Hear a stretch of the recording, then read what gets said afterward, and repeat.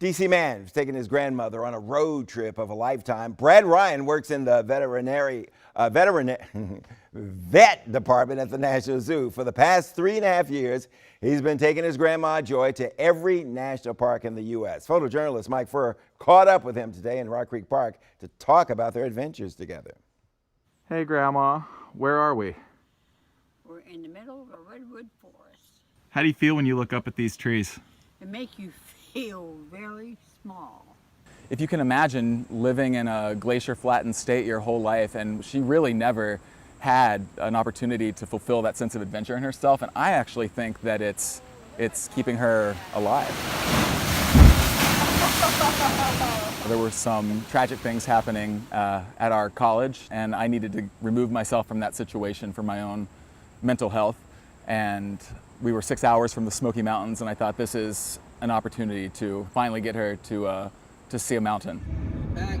We've traveled 25,000 miles in the same vehicle.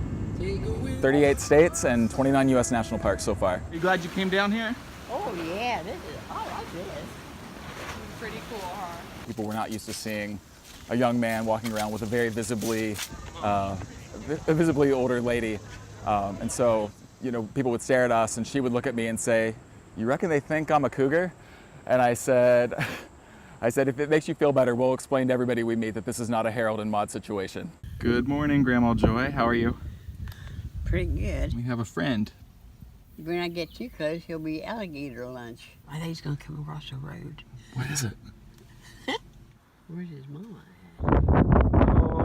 It just struck me as really unnecessarily tragic that she would live out the rest of her days alone in a house in rural Ohio and not be able to see the beauty of America.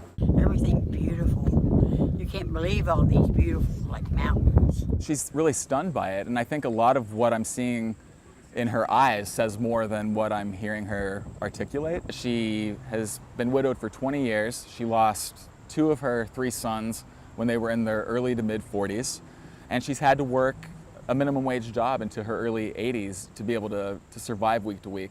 And despite all of that, she's never complained. She wakes up every morning and she says the first thing that she says is, "Thank you. Thank you for another day." We do have the ability to choose joy.